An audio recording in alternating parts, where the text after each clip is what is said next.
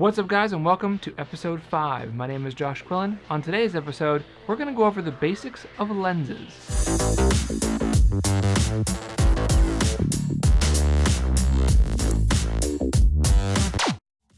Now this episode is going to get a little complicated. There's a lot to go over and a lot of technical things to go over. So let's consider this like lenses 101. We'll get into way more detail about way more advanced stuff down the road, but I want to just get the basics out of the way first. So let's jump right into it. The first thing we want to keep in mind is that what a lens is the lens is a light capture device.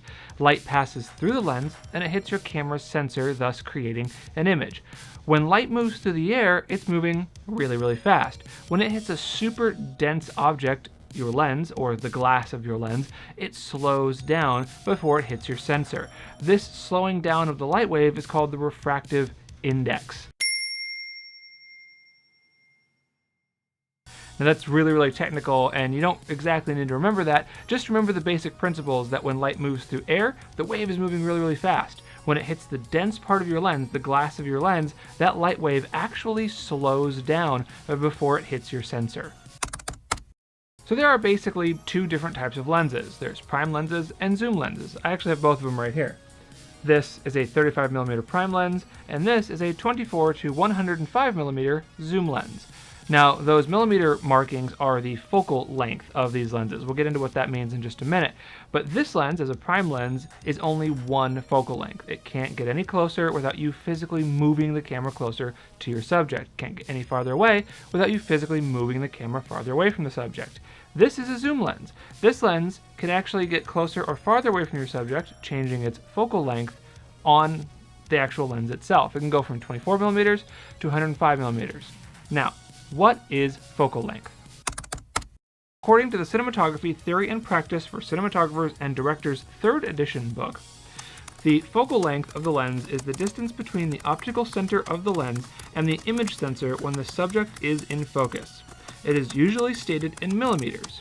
So what does that exactly mean? Well, on this 35mm lens, for example, this is where your camera would be. So this part we'll consider the sensor.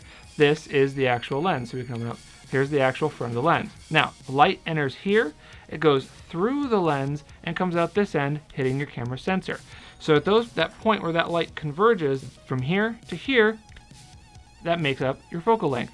So from here, 35mm, this is a 35mm lens. Now, what does a 35mm versus, let's say, a 50mm lens mean?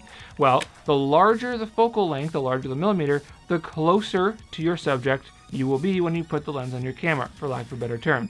Basically, it's a closer lens, right? A wider lens, so say a 14mm lens, is going to be a wide-angle lens. You're going to see a lot more of your frame. You're going to have to get much closer to your subject in order to actually, get close to them, to see them. So generally, we would use, say, a 20mm, 24mm wide-angle lens to get a nice establishing shot of like a city or wherever we are. And we would use something like a 50 or an 85mm lens to get a nice medium close-up of somebody. Another thing you may hear a lot when you're just starting out and just trying to look at lenses and figure out which ones you want to buy are cinema lenses versus photography lenses.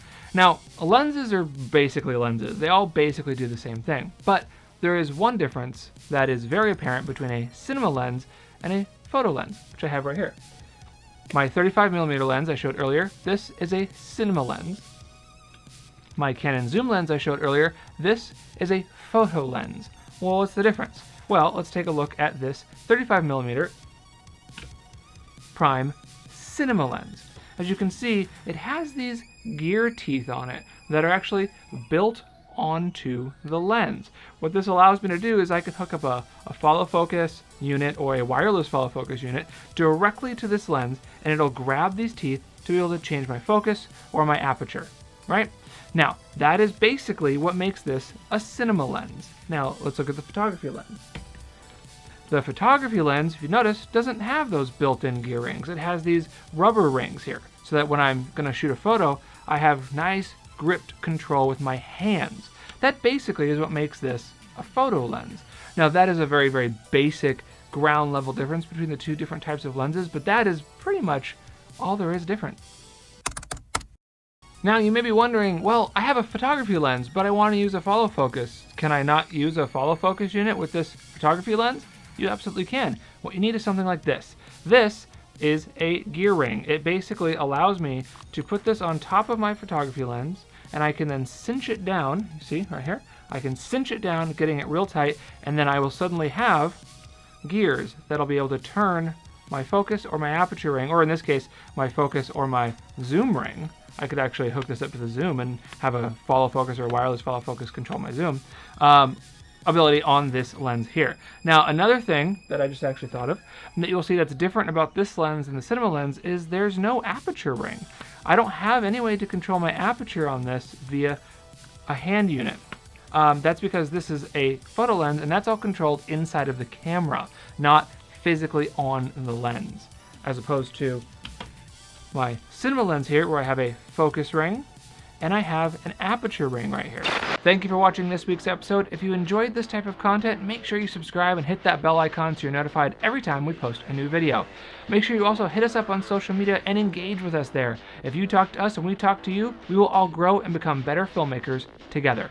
With all that, hope you guys enjoyed this episode, and we'll see you next Thursday.